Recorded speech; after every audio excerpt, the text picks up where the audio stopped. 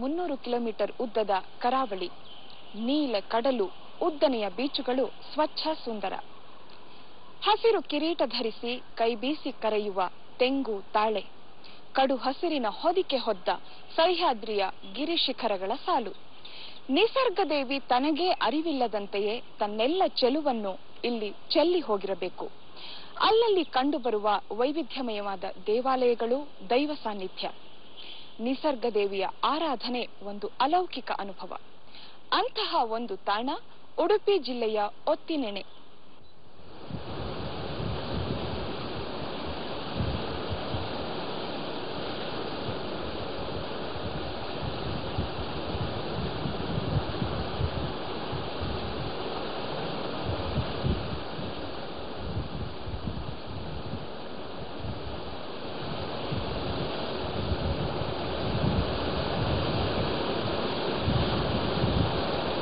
Ottinene ಕುಂದಾಪುರದಿಂದ 40 kilometre ದೂರದಲ್ಲಿದೆ.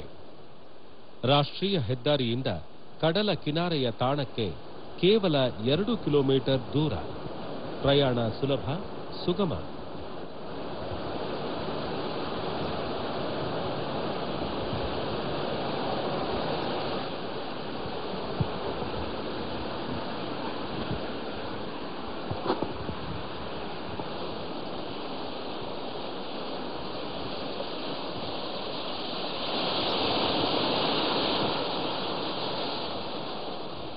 ಕ್ಷಿತಿಜ ನೇಸರಧಾಮ ಅರಣ್ಯ ಇಲಾಖೆ ಪ್ರವಾಸಿಗರ ಸೌಕರ್ಯಕ್ಕಾಗಿ ನಿರ್ಮಿಸಿರುವ ತಂಗುದಾಣ.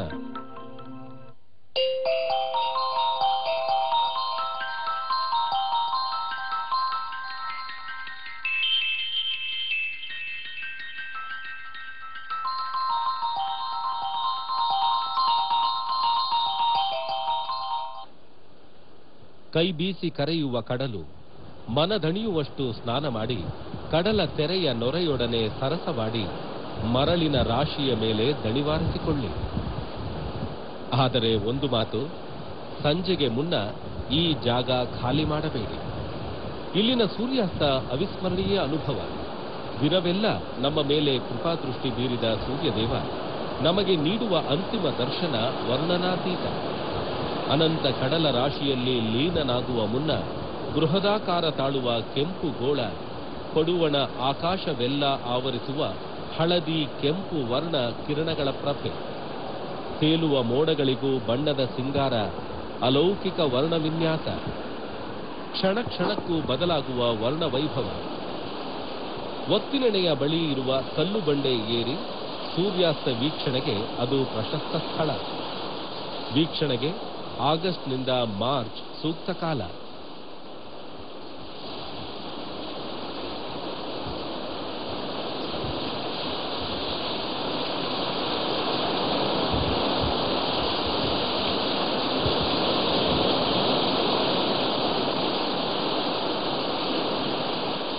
ಸೋಮೇಶ್ವರ ದೇವಾಲಯ ಒತ್ತಿನೆಣೆ ಸಮುದ್ರ ತೀರಕ್ಕೆ ಸಮೀಪದಲ್ಲೇ ಇರುವ ಒಂದು ಅಪೂರ್ವ ದೇವಾಲಯ. ಸರಳವಾದ ರಚನೆ.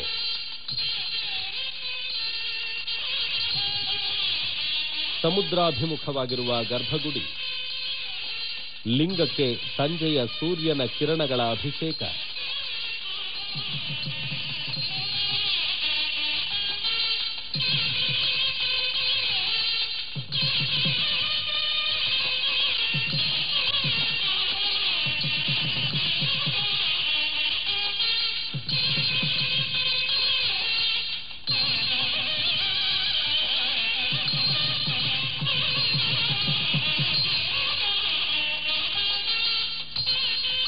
ದೇವಾಲಯದ ಪಕ್ಕದಲ್ಲಿ ನಾಗಬನ, ನಾಗತೀರ್ಥ. ಸಮುದ್ರದ ನಂಟು, ಆದರೆ ಈ ತೀರ್ಥದಲ್ಲಿ ವಸರಿ ಹರಿಯುವ ನೀರು ಉಪ್ಪಾಗಿಲ್ಲ, ಸಿಹಿ ನೀರು. ಇದೊಂದು ವಿಶೇಷ.